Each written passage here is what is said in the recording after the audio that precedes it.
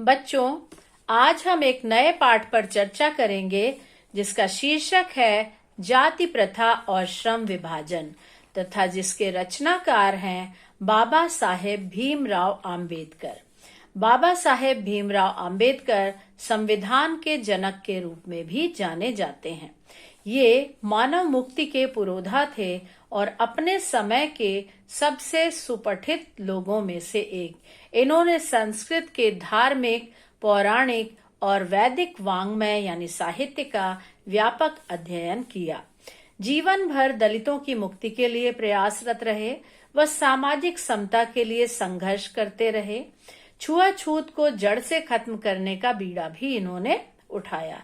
इनके जीवन पर बुद्ध यानी महात्मा बुद्ध, संत कबीर और ज्योतिबा फुले का काफी प्रभाव रहा।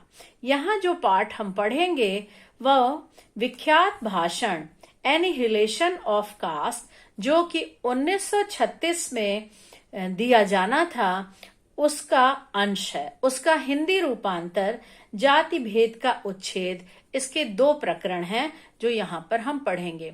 वो एक वार्षिक सम्मेलन में पढ़ा जाना था, लेकिन आयोजकों की सहमति नहीं बनी और वो सम्मेलन ही स्थगित हो गया। बाद में यह स्वतंत्र पुस्तिका के रूप में छापकर वितरित किया गया। तो आइए पाठ पर हम चर्चा करते हैं। इसका पहला अंश है जाति प्रथा और श्रम विभाजन।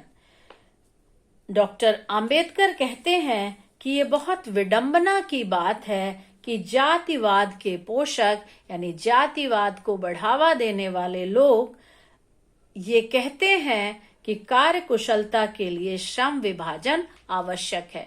यानी उनका मानना है कि कार्य कुशलता के लिए श्रम का विभाजन होना चाहिए। और अगर हम देखें तो जाति प्रथा भी श्रम विभाजन का ही एक रूप है, इसलिए इसमें कोई बुराई नहीं है। ऐसा जातिवाद के पोषक यानी जातिवाद का समर्थन करने वाले लोग कहते हैं। और डॉक्टर आम्बेडकर इसका खंडन करते हैं। इसके खंडन में जो वो तर्क देते हैं, उसकी बात को काट के जो तर्क देते हैं, तो वो ये कहते हैं कि श्रम विभाजन के साथ साथ भारत की जाति प्रथा श्रमिक विभाजन का भी रूप लिए हुए है। यानी ये केवल श्रम का विभाजन नहीं करती, श्रमिकों का भी विभाजन करती है और श्रमिकों का भी अस्वाभाविक रूप से विभाजन करती है। विभिन्न वर्गों में अस्वाभाविक रूप से विभाजन करती है। दूसरा तर्क उन्होंने दिया और उन्होंने कहा कि विभाजित विभिन्न वर्गों में ऊंचा नीचा भी करार करती है। यानी जो वर्गों में विभाजित करती है, उसके बाद उनमें ऊंच नीच का भेदभाव भी किया जाता है, जो कि विश्व के किसी भी सभ्य समाज में नहीं पाया जाता। तो इस आधार पर वो इसके तर्कों को, उनके जातिवाद को जो बढ़ावा देते हैं, उनके तर्कों का खंडन करते हैं। और वो ये भी कहते हैं आगे कि हम अगर जाति प्रथा को श्रम विभाजन चलिए मान लेते हैं, तो भी ये स्वाभाविक विभाजन नहीं है, क्योंकि ये मनुष्य की रुचि पर आधारित नहीं है। अगर हम किसी व्यक्ति को अपने कार्य में कुशल बनाएं या ऐसे समाज की रचना करें, ऐसे समाज का निर्माण करें जिसमें सभी लोग सक्षम हो अपने कार्य को करने में, तो उसके लिए ये आवश्यक है कि हम व्यक्तियों की क्षमता इस सीमा तक विकसित करें जिससे वो अपना पेशा या कार्य का चुनाव खुद कर सकें। यानी हम लोगों को इस लायक बनाएं कि वो अपना काम खुद चुन सकें स्वेच्छा से, जिसे वो पूरी तरह समर्पित होकर कर सकें। इस सिद्धांत के विपरीत जाति प्रथा की सबसे बड़ी कमी ये है कि ये मनुष्य के प्रशिक्षण का या उसकी निजी क्षमता का विचार नहीं करती, बल्कि दूसरे दृष्टिकोण से, यानी माता पिता के सामाजिक स्तर के अनुसार। यानी माता पिता का जो समाज में स्तर है, माता पिता जिस पेशे से जुड़े हुए हैं, बच्चे के जन्म से पहले, बच्चे के जब माँ के गर्भ में होता है बच्चा, तब से ही उसका पेशा निर्धारित कर देती है। जैसे पिछले वर्ष आपने गलता लोहा पाठ पढ़ा था, उसमें धनराम और मोहन की बात की गई है। एक ब्राह्मण का बेटा है, एक लोहार का। तो धनराम से मास्टर कहते हैं कि तेरे दिमाग में तो लोहा भरा है रे, विद्या का ताप कहाँ लगेगा। तो यानी वहां पर भी हमने देखा कि किस तरह से जाति प्रथा का प्रभाव दिखाया गया है। यहां पर भी हम वही देख रहे हैं। तो लेखक आगे कहता है कि इसके साथ ही यानी बच्चे के जन्म से पहले उसका पेशा तय कर देती है, और जन्म से पहले ही उसका पेशा नहीं तय करती, सिर्फ इतना ही करके नहीं छोड़ती, बल्कि मनुष्य को जीवन भर के लिए एक पेशे से बांध देती है। भले ही वो पेशा अनुपयुक्त है यानी उसके लायक नहीं है या अपर्याप्त है, उसमें उसके परिवार का भरण पोषण नहीं हो पा रहा, वो भूखों मर रहा है, लेकिन फिर भी उसको एक पेशे से जीवन भर के लिए बांध देती है। आज के युग में भी यह स्थिति प्रायः आती है। आज उद्योग धंधों की प्रक्रिया व तकनीक में विकास के कारण यानी आज भी कई बार ऐसा हो सकता है कि कभी कोई फैक्ट्री, कोई संस्था बंद हो जाए, उसमें बदलाव आए, तो लोगों को अपना पेशा बदलने की जरूरत पड़ सकती है। और अगर प्रतिकूल माने विपरीत परिस्थितियों में भी व्यक्ति अपना पेशा नहीं बदल सकता, यानी इतनी स्वतंत्रता उसको नहीं है, तो क्या होगा? वो भूखों मरेगा। जाति प्रथा हमारी अनुमति नहीं देती पेशा बदलने की, ऐसा पेशा चुनने की अनुमति नहीं देती जो उसका पैतृक पेशा ना हो, यानी उसके पूर्वजों का ना हो, भले ही वो उसमें पारंगत हो। इस प्रकार पेशा परिवर्तन की अनुमति नहीं देती है भारत की जाति प्रथा, तो बेरोजगारी का एक प्रमुख और प्रत्यक्ष कारण बनी है। बच्चों, दूसरा प्रश्न जो है उसका उत्तर आपको इस पैराग्राफ में मिलेगा, और पहले का हमने आगे चर्चा की थी। आगे लेखक कहता है कि हम ये भी देखें कि अगर कोई व्यक्ति अपनी स्वेच्छा से कोई कार्य नहीं कर रहा है, अरुचि से कर रहा है, विवशतावश यानी मजबूरी में कर रहा है, तो बेमन से जब हम काम करेंगे तो हम काम कम करेंगे, काम को टालते रहेंगे। और इन सब नजरियों से अगर इस दृष्टिकोण से देखा जाए तो जाति प्रथा देश की अर्थव्यवस्था के लिए भी हानिकारक है। ठीक है, तो पहला हमने जो अंश पढ़ा वो आपको समझ में आ गया होगा। अब लेखक भी समझ रहा है। लेखक कहता है, मेरे द्वारा जाति प्रथा के नीरस परिणामों, खेदजनक परिणामों को आपने पढ़ा तो आप लोग ऊब गए होंगे। तो अब मैं इसके रचनात्मक पहलू को लेता हूं।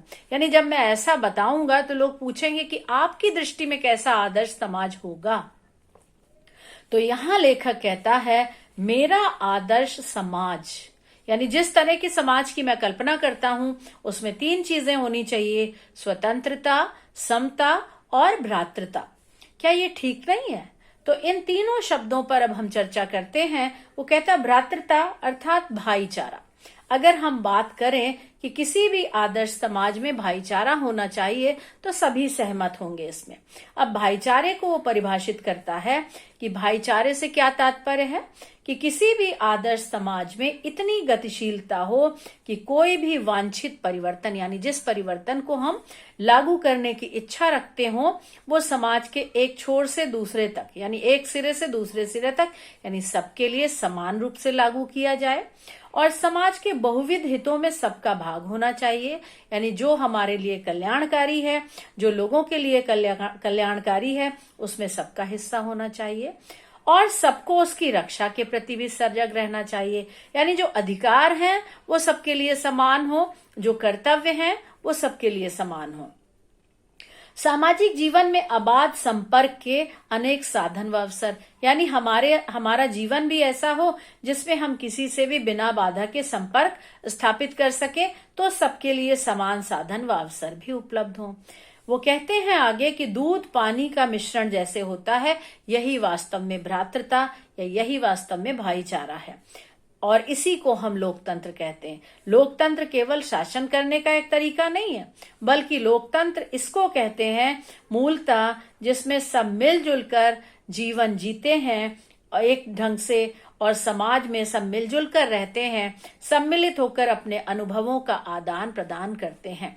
यानी भ्रातृता मतलब जो भी चीजें समाज में कल्याणकारी हैं वो सबके लिए समान हो, और इस समाज में हम अपने साथियों के प्रति श्रद्धा और सम्मान का भाव भी रखें। आगे दूसरे शब्द को वो डिफाइन करता है। दूसरे शब्द पर हम चर्चा करते हैं कि स्वतंत्रता। स्वतंत्रता से तात्पर्य है आने जाने की स्वतंत्रता, खाने पीने की, पहनने ओढ़ने की, अपने जीवन को चलाने के लिए आवश्यक सामग्री और औजार रखने की। यानी इन सब की स्वतंत्रता तो जाति प्रथा के पोषक मान लेंगे कि जीवन, शारीरिक सुरक्षा और संपत्ति के अधिकार की स्वतंत्रता को तो मान लेंगे, लेकिन मनुष्य के लक्षण व प्रभावशाली प्रयोग की स्वतंत्रता के लिए जल्दी तैयार नहीं होंगे, क्योंकि प्रभावशाली प्रयोग यानी इस प्रकार की स्वतंत्रता देने का अर्थ होगा अपना व्यवसाय चुनने की स्वतंत्रता। तो जाति प्रथा के पोषक अपना व्यवसाय चुनने की स्वतंत्रता नहीं देंगे, और अगर हम अपना व्यवसाय चुन नहीं सकते, इसकी स्वतंत्रता हमें नहीं है, तो लेखक कहता है इसका अर्थ है दासता। दासता माने गुलामी।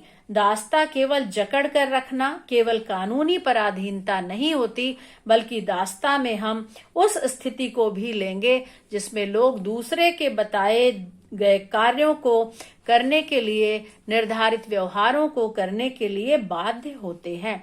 कानूनी रूप से पराधीन न हो तब भी इस तरह की स्थिति पाई जाती है।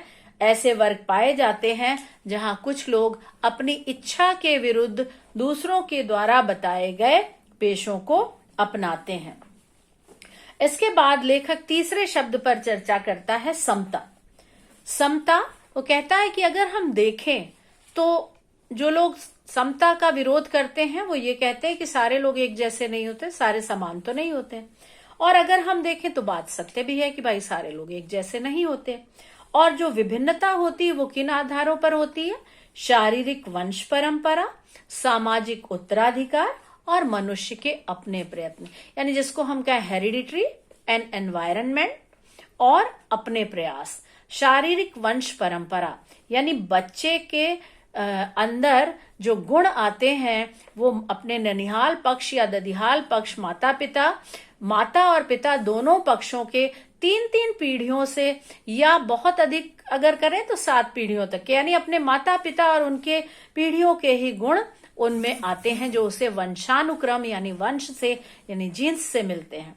इसमें बच्चे का कोई जोर नहीं है, यानी हम अपनी इच्छा से अपने माता पिता को नहीं चुन सकते। रंग, रूप, बुद्धि, आकार, प्रकार जो हमें शारीरिक वंश परंपरा से प्राप्त होता है। दूसरा, सामाजिक उत्तराधिकार। सामाजिक उत्तराधिकार में जो माता पिता का जैसा समाज में स्थिति है, उनकी आर्थिक स्थिति है, उनकी सामाजिक स्थिति है, उसी के अनुपात में, उसी के अनुसार वो अपने बच्चे को शिक्षा, वैज्ञानिक ज्ञानार्जन आदि उपलब्धियां दे सकते हैं। अगर एक गरीब परिवार का बच्चा है तो एक बिल्कुल गरीब माता पिता अपने बच्चे को क्या देंगे, और दूसरी तरफ एक धनाढ्य परिवार का बच्चा है, मुकेश अंबानी है, वो अपने बच्चे को क्या देंगे। तो इसमें भी व्यक्ति का यानी बच्चे का कोई दोष नहीं है, यहां पर भी वो कुछ नहीं कर सकता। मनुष्य के अपने प्रयत्न, ये उसके अपने वश की बात है। यदि मनुष्य प्रयत्न नहीं करता तो उसके आधार पर उसके साथ भेदभाव किया जाना चाहिए, लेकिन प्रथम 2 के आधार पर अगर हम भेदभाव करेंगे, क्योंकि इन 2 दृष्टियों से मनुष्य समान नहीं होते, तो तब तो उत्तम कुल में जन्मे लोग उत्तम व्यवहार के हकदार होंगे और ये सुविधा संपन्नों के पक्ष में निर्णय होगा। हम इसे न्याय नहीं कह सकते। लेखक कहता है अगर हमें अपने सदस्यों से अधिकतम उपयोगिता प्राप्त करनी है, यानी हमें लोगों से उनका बेस्ट लेना है, उनका सबसे अच्छा गुण लेना है, तो हमें ये करना होगा कि सबको समान अवसर व साधन उपलब्ध कराए जाएं। लेखक कहता है समानता के औचित्य यहीं पे समाप्त नहीं होता। इसका एक और उदाहरण उसने दिया है कि एक राजनेता का बड़ी जनसंख्या से पाला पड़ता है, और जब उसका पाला पड़ता है तो वो लोगों से उनकी क्षमताओं के आधार पर अलग अलग व्यवहार नहीं करता, बल्कि वो एक मध्यम मार्ग अपनाता है। उसी तरह लेखक कहता है मानवता के दृष्टिकोण से भी देखें तो समाज को हम वर्गों और श्रेणियों में बांट नहीं सकते। मानवता भी यही कहती है कि जैसे राजनेता एक व्यवहार्य सिद्धांत अपनाता है, उसी तरह हमें भी लोगों के साथ समान व्यवहार करना चाहिए, क्योंकि मानवता का तकाजा यही है। तो बच्चों, आज हमने इस पाठ पर चर्चा की। आशा है आपको ये समझ में आ गया होगा, और अगर आपको इसमें कोई दिक्कत हो तो आप पूछ सकते हैं। आज की कक्षा यहीं समाप्त करते हैं। धन्यवाद।